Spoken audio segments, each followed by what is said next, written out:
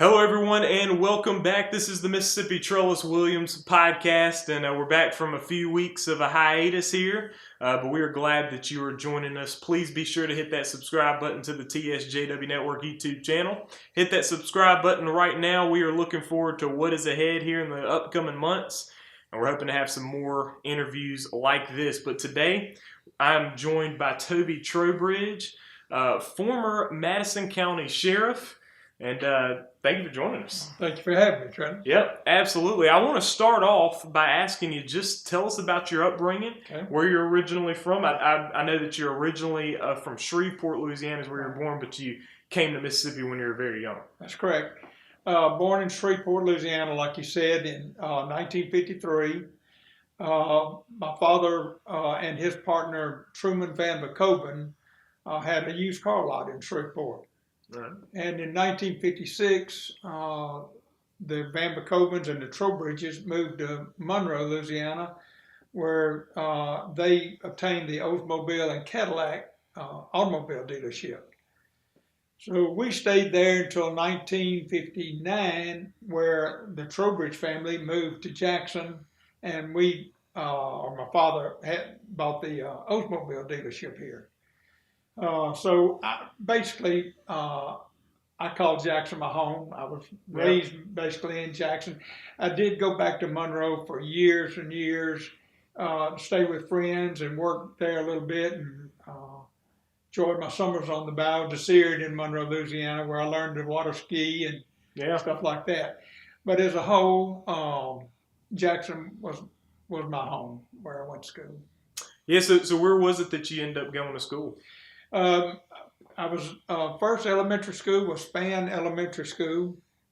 Then second was Chastain Junior High. Okay. And then I was at Murrah for 2 years, and I was wanted to graduate Murrah, and then that's when the busing and the integration started and stuff like that. I was going to stay at Murrah, and my daddy was fine with that. We had no problem with anything like that. Yeah. It's just that Chastain Junior High was about not even a half a mile from our house. My sister was 3 years older, and she was going to be in Chastain. I was going to be in Murrah, no problem. I was the only one with a driver's license.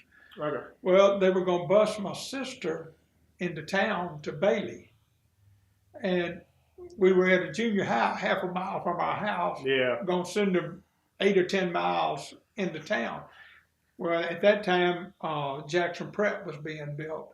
So that's right, Dad says, son, I just don't see us busing your sister to Bailey Junior High. So he said, you're the only one with a driver's license, so you're going to prep. You're going to drive her every day. Yeah. So that's where I ended up. I was the first class at Jackson Prep. Oh, wow. That's pretty unbelievable. And just think about how far Jackson Prep has come. It has come along. Yeah. There was 13 of us in the senior class. Oh, wow. And a lot of the time we met under an oak tree because there just wasn't enough room for the whole school to have all the classrooms. It wasn't but one building at the time they had built. So this was 1970?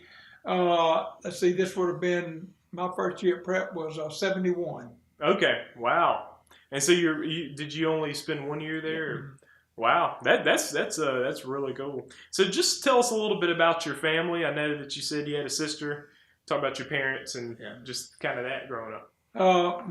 Like I said, and my sister and my parents, all of the family were really born in Shreveport, Louisiana. And like I said, we moved to Monroe. I had one sister. She's deceased now. She had MS. She died in, I believe, 2017. Okay. My mother also had MS. She's since died. And my father had a brain aneurysm in 98, lived till 2001, and when he died. Okay. So then, like I said, I graduated in Jackson Prep in 71. Got into, during my 15, 16, 17-year-old, while I was working during the summers, I worked at the Oldsmobile dealership with my father. Okay. Van Tro Oldsmobile. A lot of young folks don't even know the name Oldsmobile anymore. Oldsmobile, Pontiac, a couple of them went out in the 90s. So now there's just Cadillac, Buick, GMC, Chevrolet. But anyway, I worked on the wash rack my first year, the tire rack the second year.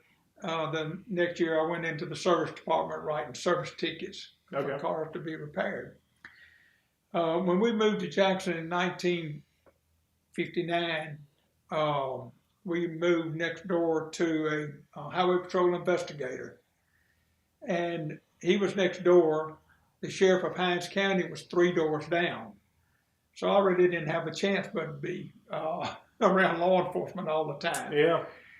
So I got to watching Gwen Cole, who was the highway patrol investigator, and at that time J.D. McAdory was the sheriff of Hinds County. Got to being around them in the neighborhood, and I got to really enjoying law enforcement.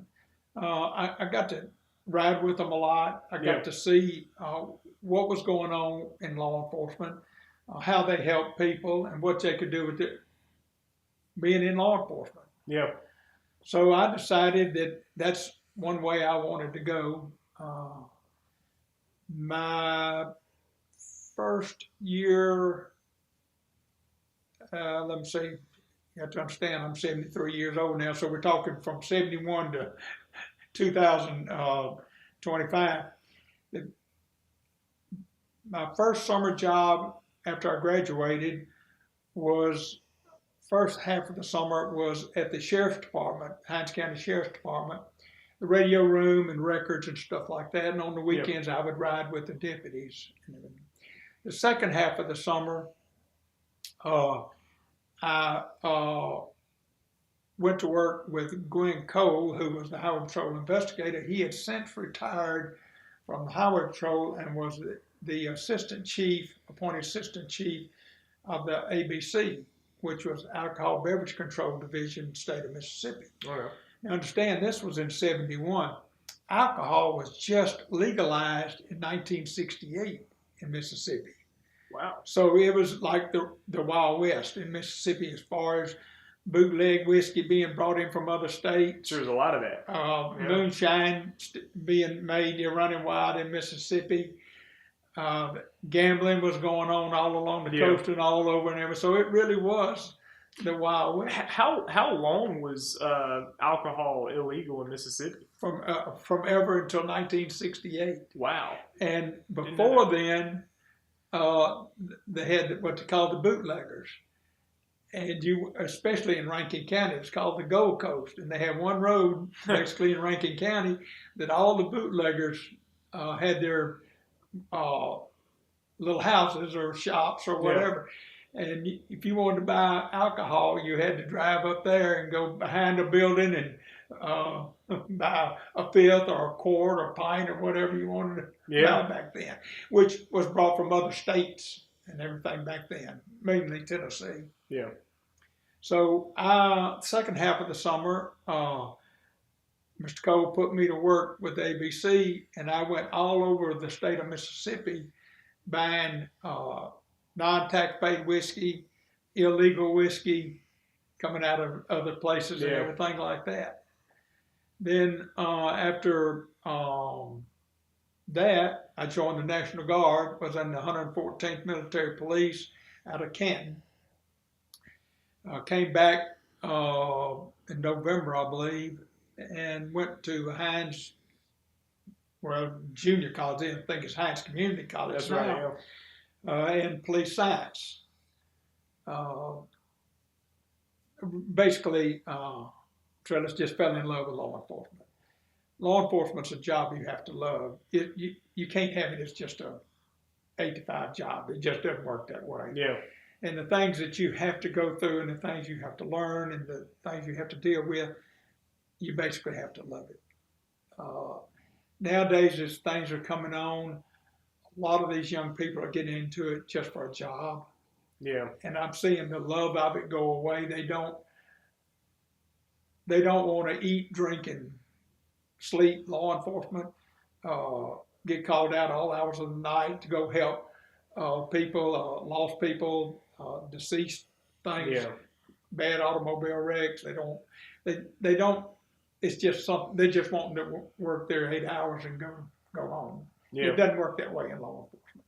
But I loved it. I literally loved it. All I ever wanted to do from the time I was 7 years old was get on the Mississippi Highway Patrol. And I wanted to do that, but at 21, I put my application in, and they moved it from 25 without a college degree to 23 with a college degree. Okay. So that threw me out right there. Okay. So I was trying to navigate what I was going to do about getting on the highway patrol.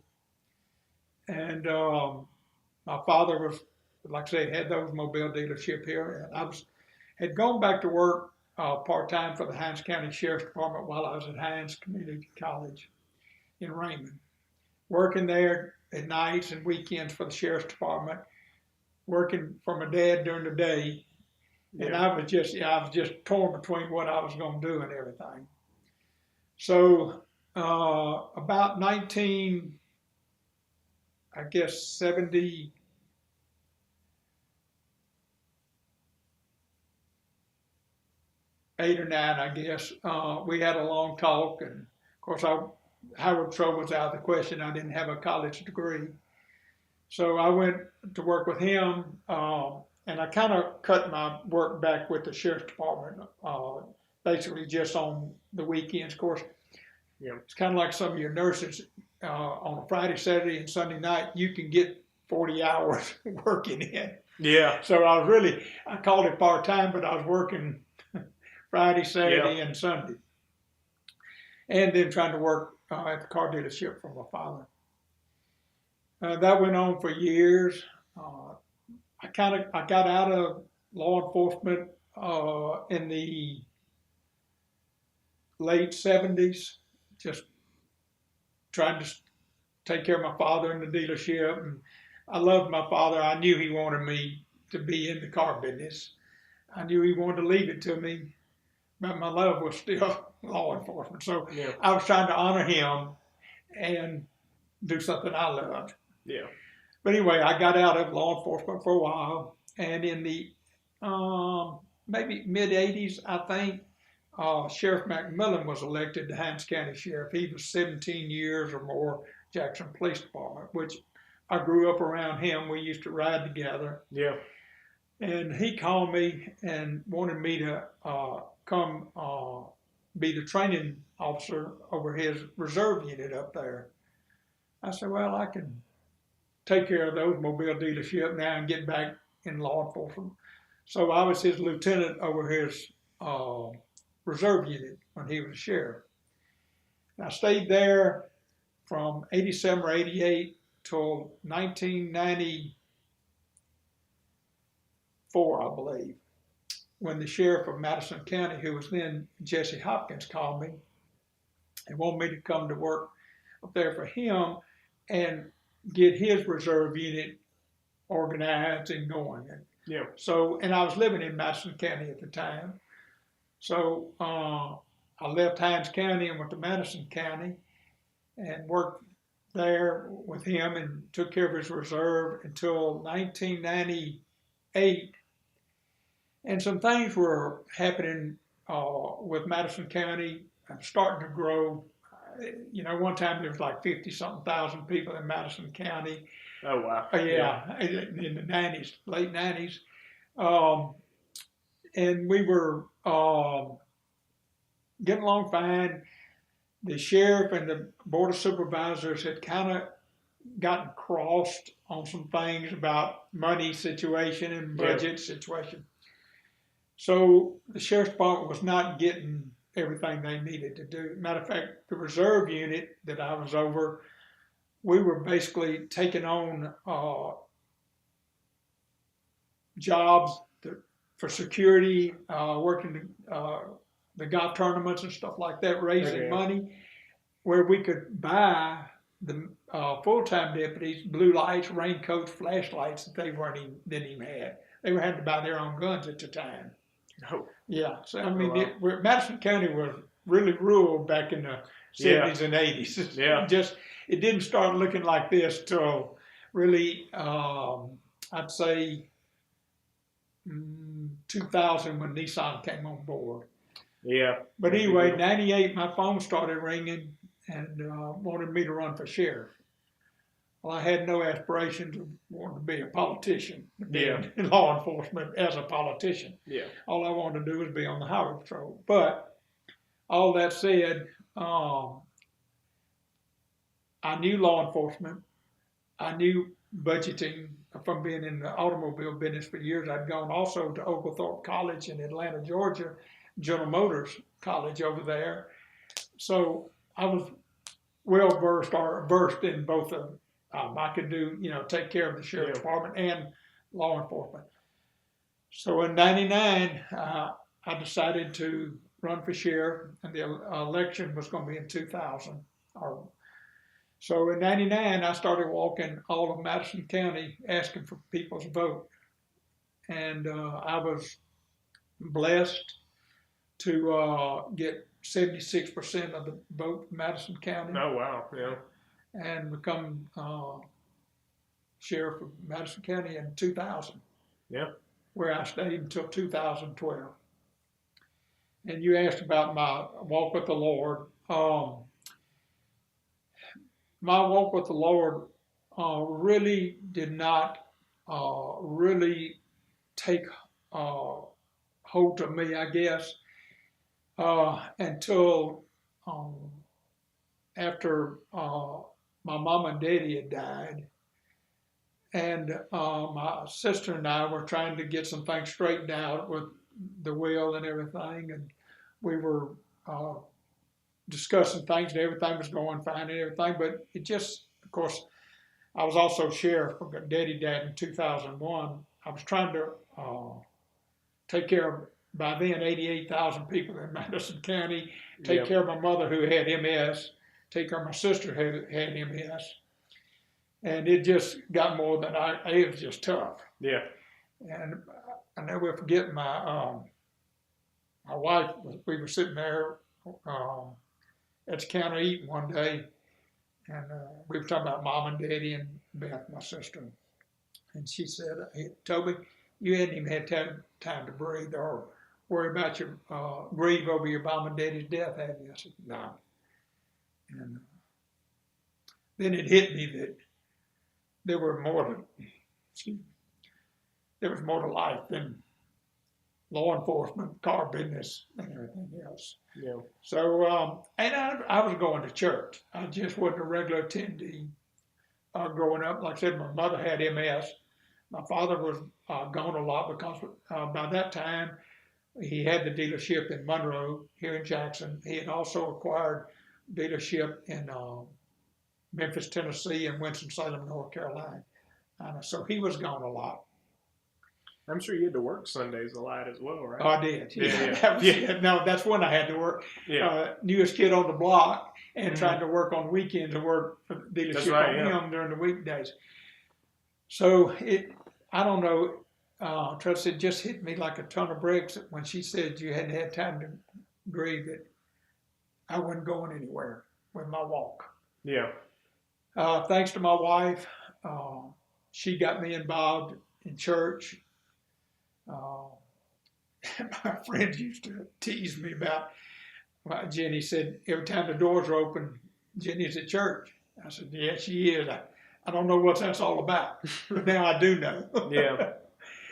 So she got me in church, and I got to go on more. Of course, there again, as sheriff of Madison County, my time belonged to the Madison County people. Unfortunately, it didn't all belong to my family, who I had two boys, and it didn't belong to me being in church every Sunday. Yeah.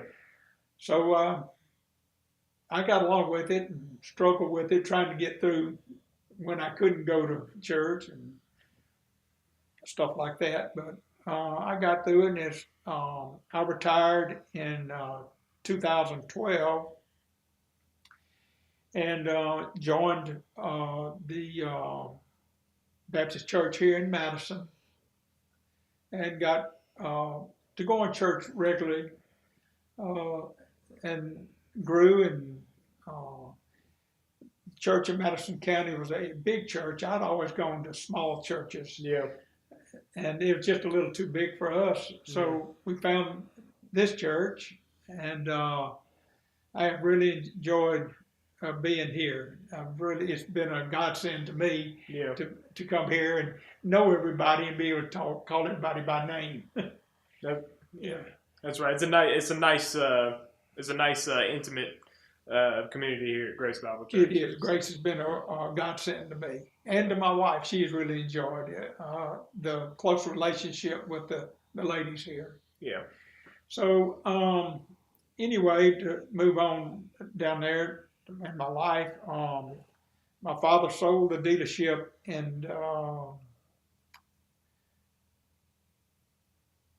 92, I believe. Back up a little bit. He and I, we knew we were going to have a talk what I was going to do. Yeah. Whether I was going to go into car business or go into law enforcement. So one day he called me upstairs. He said, "What are we going to do?" And he was getting up in age in 92. And I said, "Daddy, I don't know. I love law enforcement, but I love you. Yeah. And you've been good to me all my life, and I'm not going to go off and leave you." So that was just a struggle he and I went through from 92 till, 92. Or before that, till we sold it in 92. It just so happened that my sister had married a boy that he was in the clothing business, and he wanted to get into the car business. And he had two friends, Phil Moore and Stan King. Phil and Stan were dealerships down in Brookhaven, Mississippi. Yeah. And they were friends, and I knew sooner or later I was going to have to make a decision. And my dad called me upstairs to his office one day and said, "What are we going to do?" And I said, I don't know what we're going to do, Dad." And he said, "Well, your brother-in-law and Stan and Phil are thinking maybe they'd like to get a dealership up this way," or something to that fact. I can't remember how long it was. And I said, "Well, I got a better idea. Why don't you sell them this one, Dad? I go into law enforcement and you go fishing and enjoy yourself." He had a little camp and some land out of Florida, Mississippi. I said, "It's time for you to retire, and I can go do something that I've always loved, and that way you and I have a relationship, where we can talk without being in business and everything." That's right. So we sold it to the three young men, and they had a great job at it for a while. My brother-in-law has since passed. Stan King is back down in Brookhaven, and Phil Moore has the dealership now. It's now Phil Moore Buick GMC. Okay.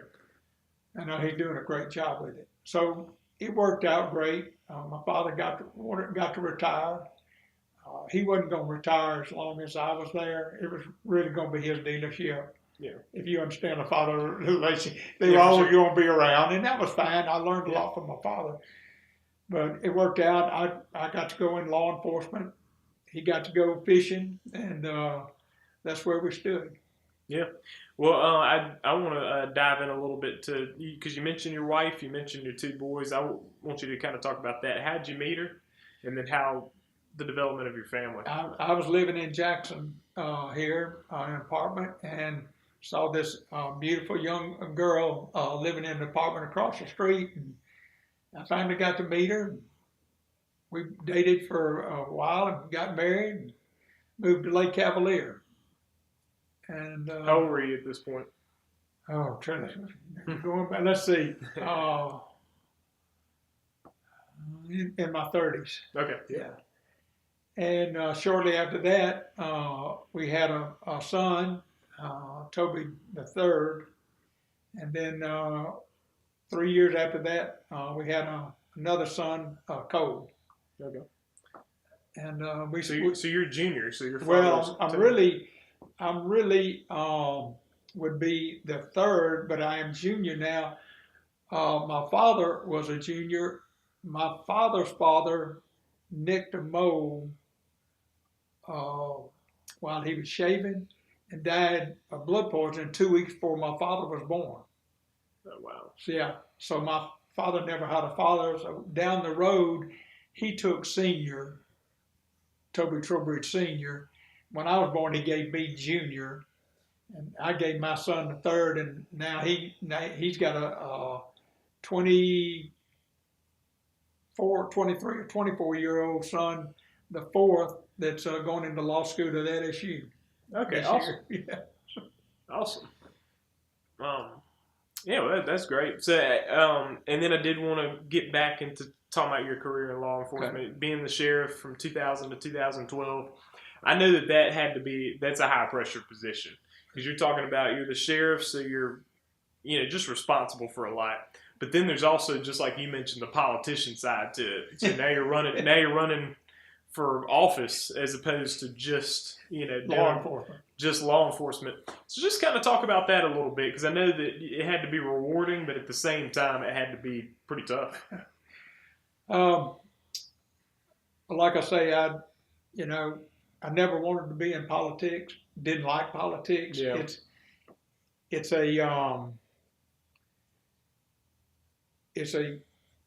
I'll be honest with you, it's a cutthroat job, but then again, it's a rewarding job because somebody's got to do it. Yeah, that's true. And my hat's off to the people that want to fool with it, because I can't do both sides. That's right. Yeah. But anyway, I decided to run for sheriff, and like I said, I got 76% of the vote. And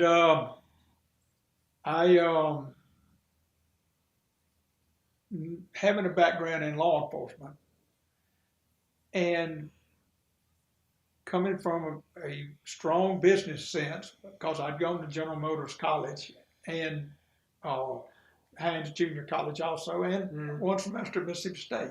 But college wasn't just for me. I knew I was going into law enforcement somewhere, and I'd seen enough college. Yeah, that's right. But anyway, and also, like I said, I had on-the-job training under my father for many, many years in the automobile business, and been to GM College. So we, I was voted in, and the first thing I told my men, as I told all of the people of Madison County when I was walking, and myself and a retired highway patrolman, Larry Greer, helped me walk this whole county from the Hines County line to the Yazoo County line to the Lee County line. We walked in a year, putting signs out, and meeting and greeting folks and everything. Thanks to Larry Greer. He's now dead. He's one of my closest friends. But I told everybody when I was campaigning, and I told all the deputies, that I was going to be a law enforcement sheriff. I was not going to be a politician. And I told all the people of Madison County, if you were going to vote for a politician, that you could call and run the show, or tell us you're not going to do this, or you're not going to do that, or some faction up in Madison County is going to run the show. Yeah. I'm not your man. Yeah. So thankful the people of Madison County understood that. And like I said, Madison County was moving on so fast. Madison County was in the 50,000, 53,000 maybe in the 88s and early 90s. And like I said, when Nissan came on board, it immediately jumped in the 80s. And it had people from all over the world moving into Madison County. I mean, literally the world, because Nissan was from Japan. I mean, you've never seen the likes of people. It didn't take it long not to be all Madison County residents around here. Yeah. So that's the only way I knew to do it. I'd been taught by the best. Green Cole, who was a highway patrol investigator, assistant chief of enforcement with ABC, Sheriff J.D. McAdory, 3 doors down from me, who was the sheriff of Hinds County for, I don't know, 20 plus years. So they taught me right that you can only do law enforcement one way, and that's it. You can't play politics. Yeah. Although you have to be able to talk and make a lot of speeches and everything. And That's right. as a politician, that's your part Yeah. of it. But everybody knew that I didn't need the money. I had a good job. I came from a good background where I made a good living. So I think everybody knew, don't go there with me. Don't go there with the sheriff about let them out of jail. Don't do this. You can't do. Don't come down my road enforcing the law. Don't come to my juke joint enforcing the law. Everybody got a free shot at going to or not going to jail or whatever. I mean, that's the way I can run it, and I'm blessed for that. Yeah, 100%. Because like, when you think about it, I mean, man, like that. There are a lot of holes for that to be corrupt. You know what I mean? A lot of holes. Yeah.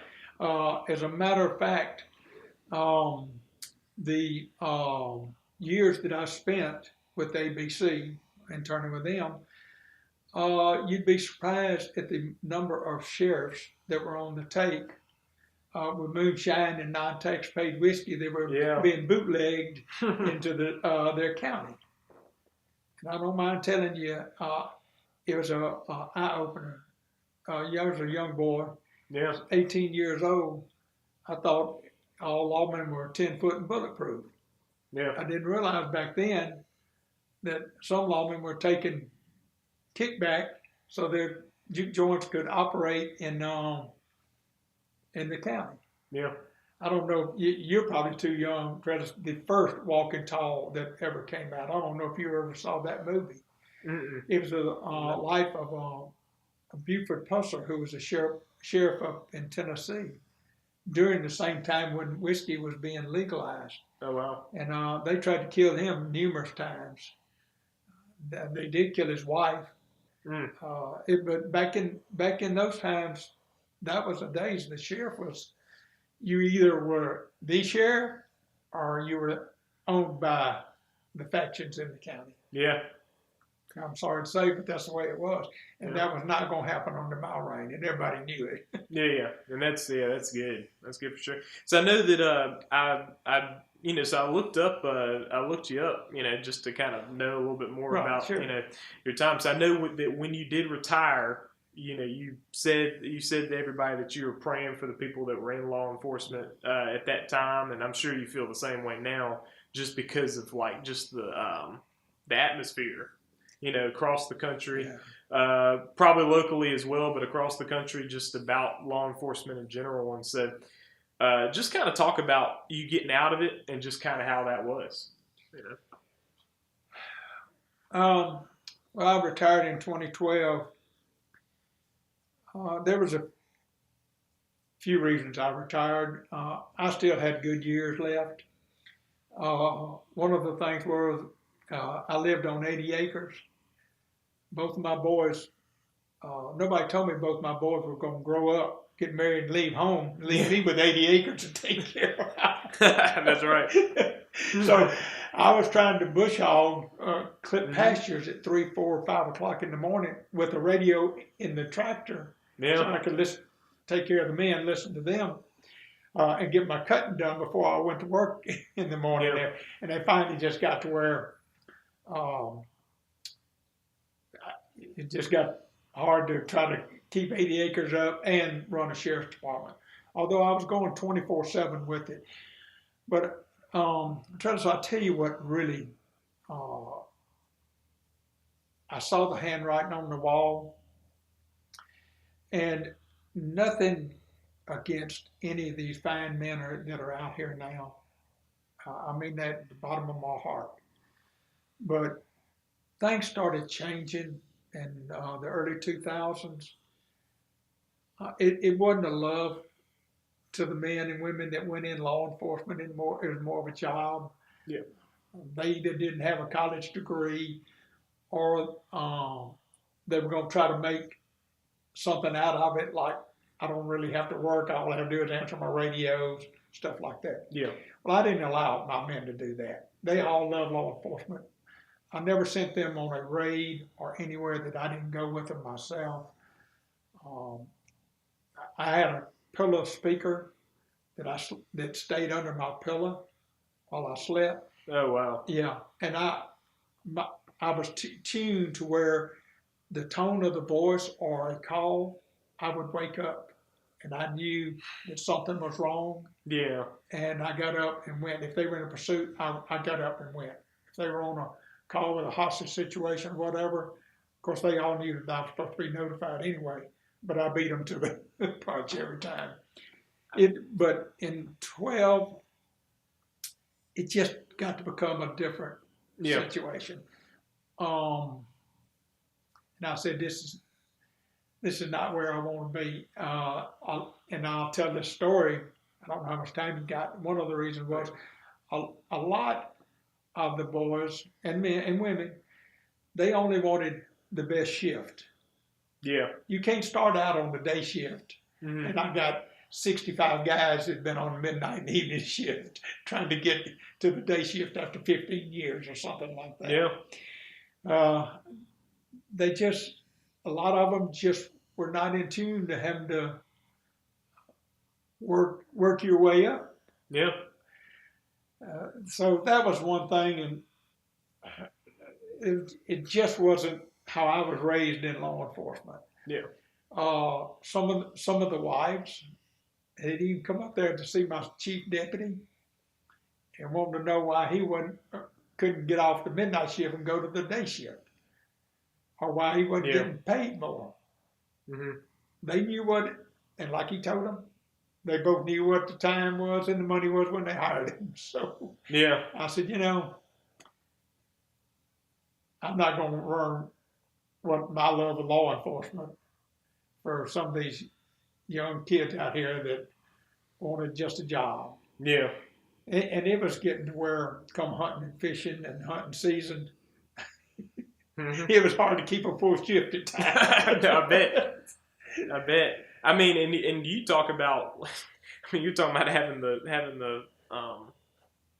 the radio under your pillow. Yeah. I mean, that's a different way of living life. Yes, it is.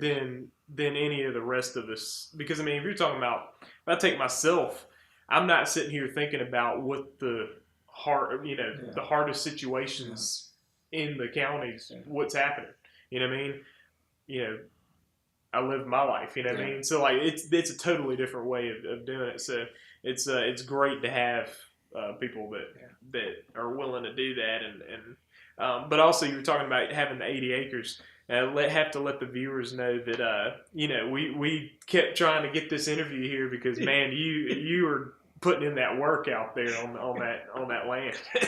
Both my boys are still going and married and have kids of their own now. It's just Dad trying to keep it up right now. I have since, so I did sell my house and 20 acres. I kept my 60 acres and my barn and shed. But I still have to clip it and take care of it every day, basically. Yeah. So what does leisure time look like for you? Do you just are you just kind of the type of person that just enjoys working, or do you what are some things that you like to do in some leisure time? My leisure time is getting on that tractor. I do have a Cab Air tractor. Yeah. And my leisure time is getting on that tractor and turning the radio on and putting that cell phone over there and just letting it sit over there. Yeah, exactly. And spending 4 or 5 hours on a tractor. Yeah. Yeah, I bet you that is refreshing though, for sure. But we really appreciate you joining us. Well, I've enjoyed being with you. I've enjoyed seeing you at church every Sunday too. Yeah, absolutely. Folks, we appreciate you joining us. That was a very good interview, and we hope to have some more right here on the Mississippi Trellis Williams podcast. Please be sure to hit the subscribe button. Also hit the like button, and also comment what you're thinking about this interview and what you're thinking of the type of guests you want to see in the future. Thank you all for joining us. We out.